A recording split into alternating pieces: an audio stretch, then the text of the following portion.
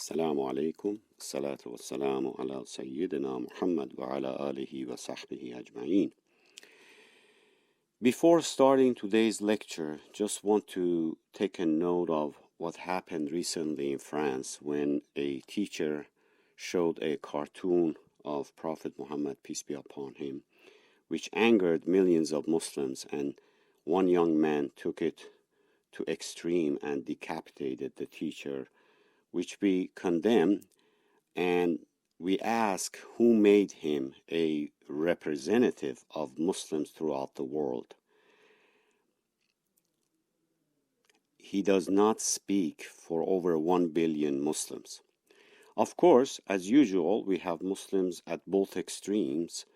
Those who want to kill the teacher who insulted the Prophet, and then there are those who don't care.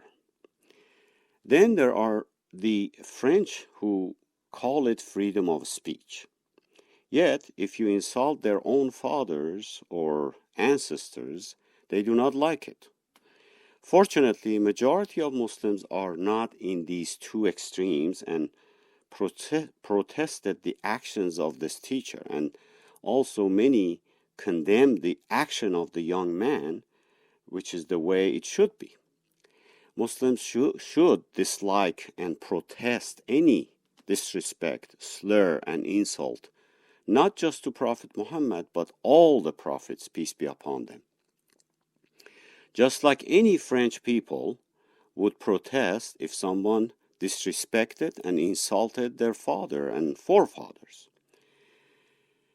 Simple, non-violent protest along with education goes a long way. Now, today's topic, there are many questions surrounding the reality of Judgment Day and why did God decree it. The obvious answer is so the true justice is served, and not exactly the type of justice implemented in this world, which is often partial or none. Rather, the ultimate justice coming from God Himself, who is the absolute just. This is the Islamic view. How can we justify an afterlife? How can we say there is afterlife? Well, where else can the injustices of this world, this life, be rectified, if not in the afterlife? What we perceive to be injustices in this worldly life would be a poor reflection upon God's sense of fairness if these injustices, quote unquote, aren't offset by appropriate rewards and punishments in the hereafter.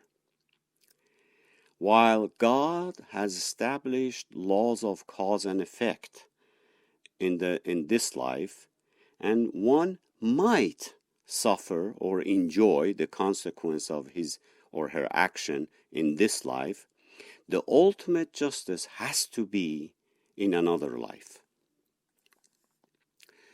In this life, some people do good all their lives, yet never quite get rewarded for. And some people do bad things all their lives, and they barely get punished for it, or might even get away with it. Meanwhile, some of the best suffer terribly. Prophets are prime examples. Which prophet had it easy? Which prophets lived pampered lives of splendor to match that of a king, a president, a multinational company CEO, and a big stockholder, or even a drug lord or a tyrannical ruler, either in our time or of theirs? If we are to trust in the mercy and justice of our Creator, we cannot believe He restricts the rewards of piety and the punishment of transgression to this worldly life, for the inequities of life are clear. We know there are inequities in this life that we live in. The question some people, especially the atheists and the doubtful, ask is that why not in this life? If there is God, why is he quiet and does not do anything about the injustices and inequities of this world? Hence, there must be no God. Of course, this goes back to the fundamental question as to why God created us and what was the purpose of our creation in this life, and the concept of free will, and the fact that if he interfered with every bad actions of ours, the concept of free will would be meaningless and everything would be predetermined, all of which we have discussed extensively in the past. Hence, we won't get into it here. It suffices to say the Quran has many verses addressing man's free will, such as أعوذ بالله من الشيطان الرجيم فألهمها فجورها وتقواها, and inspired it, the nafs, with conscious of what is wrong for it and what is right for it. Chapter 91, verse 8. وَقُلِ الْحَقُّ مِنْ رَبِّكُمْ فَمَنْ شَاءَ فَلْيُؤْمِنْ وَمَنْ شَاءَ فَلْيَكْفُرْ. Say, this is the truth from your Lord. Let whoever will believe it, and whoever will disbelieve it. Chapter 18, verse 29. إِنَّا هَدَيْنَاهُ السَّبِيلَ إِمَّا شَاكِرًا وَإِمَّا كَفُورًا. Indeed, we have guided him to the path. He is either grateful or ungrateful. Or we can say he either recognizes it and follows it, or he won't. It is all up to him and his choice. Chapter 76, verse 3. وَأَنْ لَيْسَ لِلْإِنسَانِ إِلَّا مَا سَعَى وَأَنَّ سَعْيَهُ سَوْفَ يُرَى. The man can have nothing but what he strives for, and he will soon see the result of his own effort. ثُمَّ يُجْزَاهُ الْجَزَاءَ الْأَوْفَى. Then he shall be recompensed for it in full repayment. Chapter 53, verses 39 through 41. There is an old proverb that says you never get a second chance to make a good first impression. True belief has a reward in the hereafter. Disbelief does too, but you don't want that. Such has been the message of all the prophets, each and every one of them. So, not only there will definitely be a day of judgment, there must be a day of judgment, and we'll all be there. And once there, it will be a horrible time to start thinking about changing our lives for the better. Because our lives, as we know it, will be, quote unquote, over. It'll be too late. The recording of our deeds has stopped, and there's no going back. Mankind will be sorted according to their beliefs and deeds. The faithful and the oppressed will be vindicated. The disbeliever condemned. The transgressors, if not forgiven, punished according to the severity of their sins. Jews declare paradise to be a birthright of the chosen people. Christians, however, claim we will not be perfect, just forgiven, quote unquote. And Muslims believe that all who die in submission to the Creator are eligible for redemption. Those who followed the revelation and prophet of their time will be successful, whereas those who abandoned the revelation and prophet of their time bartered the truth for the miserly price of this life and compromised their souls. According to Islam, the believing Jews were upon the truth right up until they rejected the prophets who followed. For example, John the Baptist and Jesus Christ, peace be upon them. Their teachings, and in case of Jesus, their revelation, the book he conveyed. In this manner, the Jews lived in submission to God, not on God's terms, but on their own terms. When God sent prophets or revelations they didn't like, what did they do? They chose to remain upon the religion of their forefathers rather than upon the religion of God. In this manner, they fell into disobedience and disbelief. Similarly, Jesus' followers were upon the truth right up until they rejected the final prophet Muhammad, peace be upon him. Again, Jesus' followers submitted to God, but only in their terms. And that's not good enough. When called upon to honor the final revelation, the Holy Quran, and the prophet who conveyed it, Muhammad, peace be upon him, some accepted and some rejected and fell into the same disobedience and disbelief as their Jewish cousins. According to Muslims, the religion of truth has always been Islam since day one. Islam means submission and surrender to God. Simply as that. For that is what all prophets taught. However, the refinement of Islam is to be found in the final revelation and in the teachings of the final prophet. In revealing the final revelation, God confirmed and completed all preceding religions and revelations, as well as correcting many distortions in the past faiths. No religion in the world puts so much emphasis on justice and the day of judgment. And as one might estimate, at least 1/3 of the Quran discusses the day of judgment. So there are no excuses from anyone that day. God will ultimately judge everyone according to their obedience to Him, their belief, and their way of life in this world according to their belief. Now, there's no question that the hardest thing for anyone to do is to critically examine one's own religious beliefs. Everyone assumes his or her belief to be true. However, the ancient Greek philosopher Socrates taught that the pursuit of truth can only begin.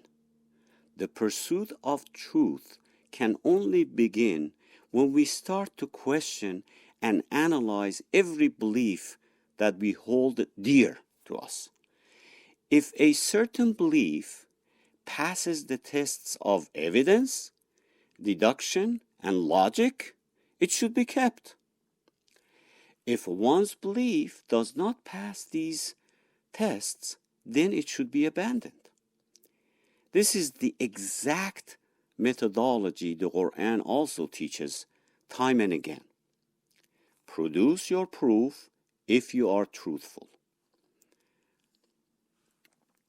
In verses like وَقَالُوا لَنْ يَدْخُلَ الْجَنَّةَ إِلَّا مَنْ كَانَ هُودًا أَوْ نَصَارَى تِلْكَ أَمَانِيُّهُمْ قُلْ هَاتُوا بُرْهَانَكُمْ إِن كُنْتُمْ صَادِقِينَ. And they, means people of the book, claim, none shall ever enter paradise unless he be a Jew or a Christian. Such are their wishful desire, wishful thinking.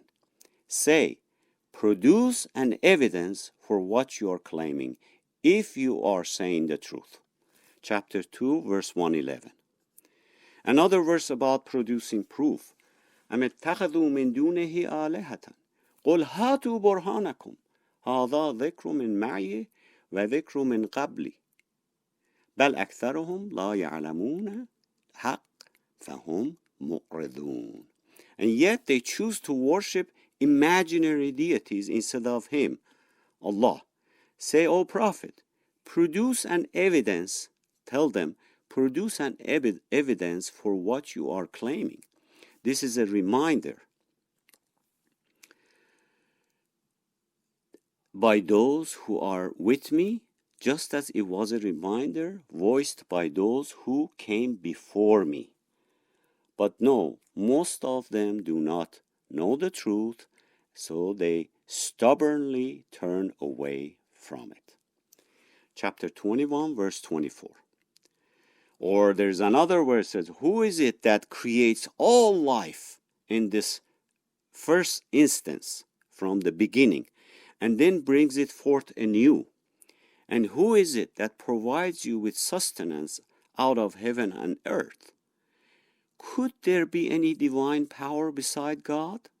Say, produce your evidence if you truly believe in your claim. Chapter 27, verse 64. وَنَزَعْنَا مِنْ كُلِّ أُمَّةٍ شَهِيدًا فَقُلْنَا هَاتُوا بُرْهَانَكُمْ فَعَلَمُوا أَنَّ الْحَقَّ لِلَّهِ وَضَلَّ عَنْهُمْ مَا كَانُوا يَفْتَرُونَ.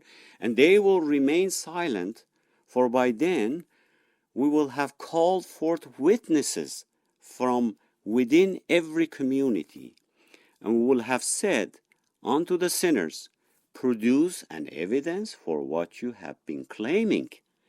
And so they will come to understand that all truth is God's alone, and all their false imagery will have forsaken them. Chapter 28, verse 75. So, Quran is based on logic and proof, evidence. Qiyamah is taken from the root word qiyam, which means reestablishing, rising. So then Qiyamah has been translated as resurrection. As such, the Quran has a chapter named after it where it starts by saying what? لا أقسم بيوم القيامة ولا أقسم بالنفس اللوامة. No, I swear by the day of resurrection, Qiyamah. No, I swear by the reproachful soul. Chapter 75, verses 1 and 2. Why Qiyamah and reproach or regret come together in these two verses? This is important because that is the day of regret for those who either did not believe in Qiyamah or did not take it seriously. The day one will be regretting and asking himself why he did not prepare for it. This feeling of regret says that mankind has a built-in conscience, and he can put himself on trial where he reproaches himself. Why did I not do this? Why did I do that? This points to the fact that there is such a thing as goodness, virtue, and the opposites like indecency and evil, which exist as well. Therefore, the man who can possess these qualities deserves or qualifies to be rewarded or punished accordingly. Why? Because in that day, when the curtains go up, the very first entity who will admit it is the mankind himself, simply because he himself admits his faults. He regrets and is reproachful. He lashes out and blames himself internally. Now, is this nafs al-lawwama, reproachful soul, all there is? No. Nafs al-lawwama is part of the entire nafs. There are other aspects of nafs, which we have spoken about before, such as nafsul ammara, which is the opposite of nafsul lawwama. Nafsul lawwama, which persuades man to do, nafsul ammara persuades man to do bad, and nafsul lawwama is the other one, the opposite. So nafsul lawwama is a mini trial or a court within us, within our conscious, and reproaches us and tries to persuade us not to do something that we will regret later. As such, a soul that is equipped with above tools of recognition is held accountable for his actions. He cannot walk around on earth causing mischief and get away with it. By the same token, one who does good must be rewarded. Then in the same chapter, Quran describes man's desire in this world to continue his wrongdoing. And in order to justify it in his mind, he questions Qiyamah, the resurrection day, the day of accountability. بل يريد الإنسان ليفجر أمامه يسأل أيان يوم القيامة. But man wishes to do wrong, even in the time that is in front of him, whatever life he has left. He questions, when is the day of resurrection? Verses 5 and 6, chapter 75.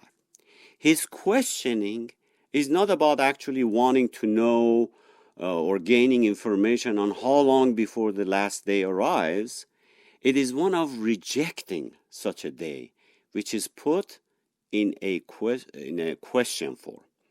Further down, in the surah, Qiyamah, after talking about the signs right before the Qiyamah, man sees the reality of resurrection day and realizes it is imminent. Then we'll say what? يَقُولُ الْإِنسَانُ يَوْمَئِذٍ أَيْنَ الْمَفَرُ. That day, man will say, where is the refuge? Is there anywhere to turn away to? Verse 10. Then in the next verse, Allah responds, كَلَّا لَا وَزَرْ إِلَىٰ رَبِّكَ يَوْمَئِذٍ الْمُسْتَقَرُ. By no means, no place of refuge. Before your Lord alone, that day will be the recourse, the place of rest. That's where you're going. No place to hide, none to appeal to, and too late to believe in that day. In the next 3 verses, the Quran talks about what happens next. All part of a early warning system about that day and the need for man's accountability. يُنَبَّأُ الْإِنسَانُ يَوْمَئِذٍ بِمَا قَدَّمَ وَأَخَّرَ بَلِ الْإِنسَانُ عَلَى نَفْسِهِ بَصِيرَةٌ وَلَوْ أَلْقَى مَعَاذِيرَ. On that day, man will be told all that he has sent forth, all the things that he's done, and all that followed after he died. He shall be a clear proof against himself, even though he were to put up his excuses. Same chapter, 75, verses 13 through 15. In other words, I will be informed of all my activities in this life before all the things that I did in this life before I left this world, before I died. And all the activities that could continue because of me and my actions after I left this life. بما قدم وأخر. Good and bad deeds. بل الإنسان على نفسه بصيرة. Man is privy to himself. He knows himself very well. He knows what his soul, what his nafs was capable of or did in this life. وَلَوْ أَلْقَى مَعَاذِيرَ. Even though he will try to bring all kinds of excuses. I couldn't help it.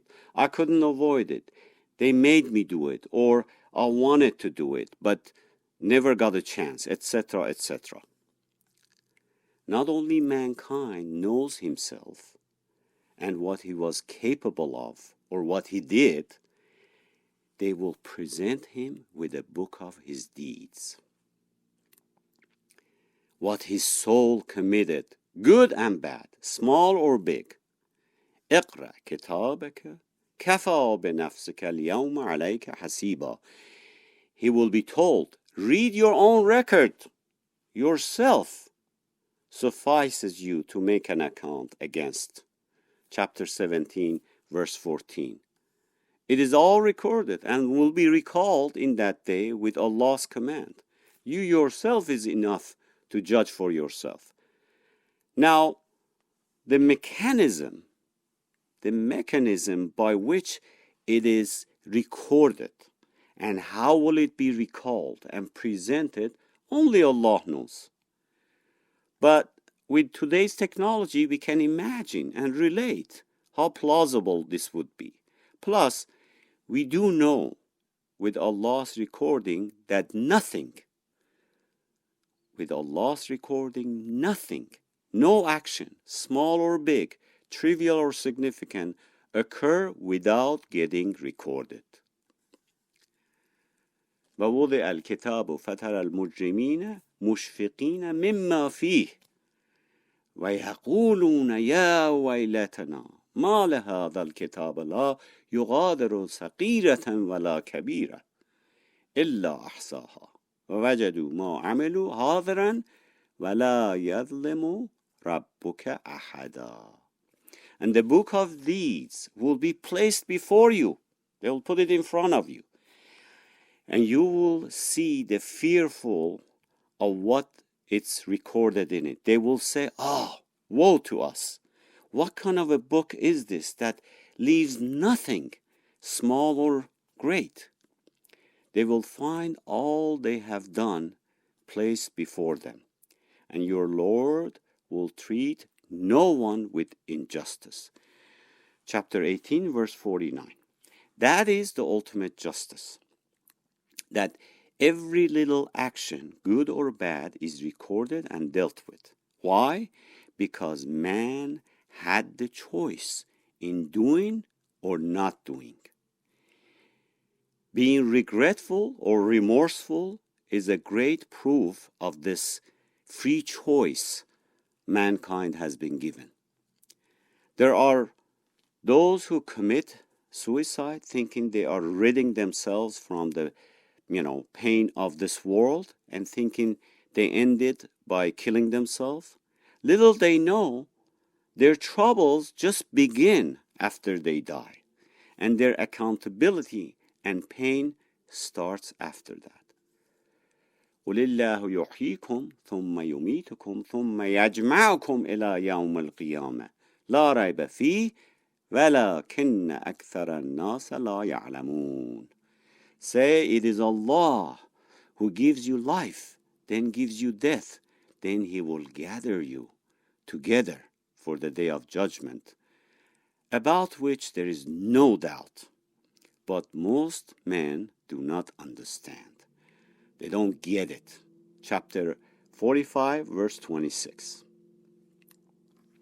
About the ultimate justice, Quran adds again, وَنَذَأُ الْمَوَازِينَ الْقِسْطَ لِيَوْمِ الْقِيَامَةِ وَلَا تُظْلَمُ نَفْسٌ شَيْئًا وَإِنْ كَانَ مِثْقَالَ حَبَّةٍ مِنْ خَرْدَلٍ آتَيْنَا بِهَا وَكَفَى بِنَا حَسِيبًا وَكَفَى بِنَا حَاسِبِينَ.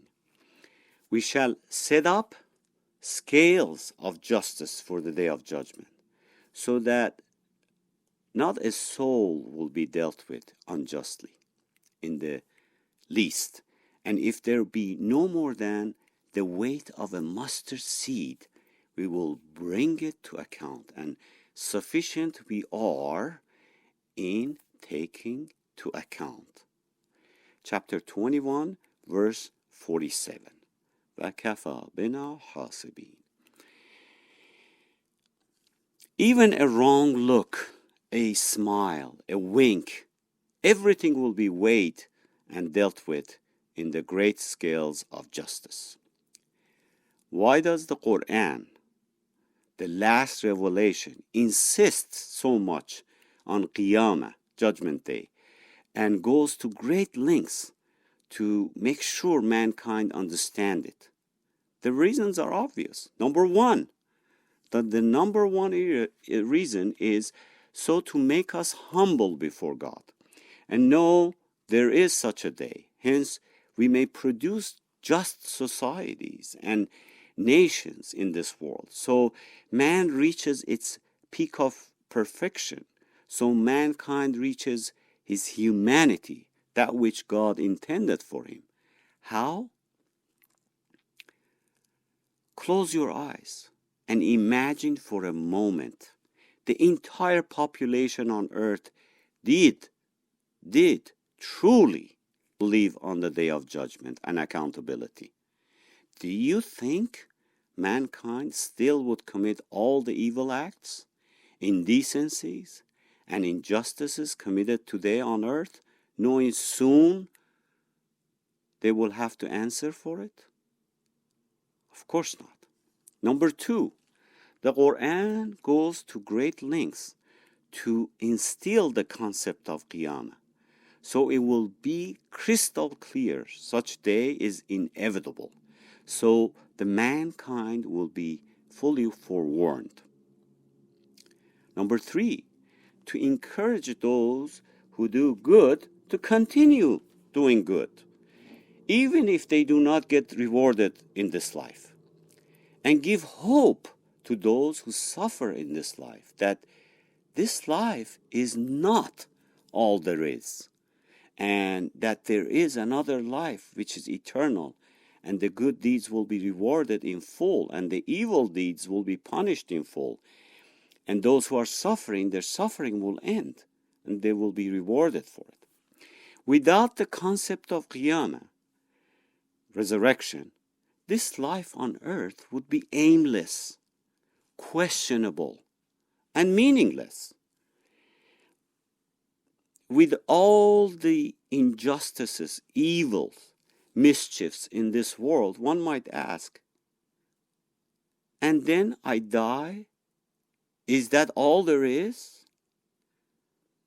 If that was the case, then this whole life would be like an illusion, like a movie or a play in a theater, except all that happens in it is real, without any recourse, without any hope for redemption, vindication, and rewards. Lack of belief in Qiyamah can drive people who are suffering in this life to hopelessness and depression. Hence, there is definitely a need for such precise accountability and the resurrection day. It is this concept of Qiyamah in Islam that reinforces all moral and human values prescribed to mankind by Islam. We ask Allah to keep us among the true believers and never lose our hope. We ask Allah to help us keep our focus always on the last day. We ask Allah to make us among those whose good deeds outweigh the bad on that day. Bismillahir Rahmanir Rahim. Wal asri innal insana lafi khusr illa alladhina amanu wa amilus salihat wa tawasaw bil haqqi wa tawasaw bis sabr. Assalamu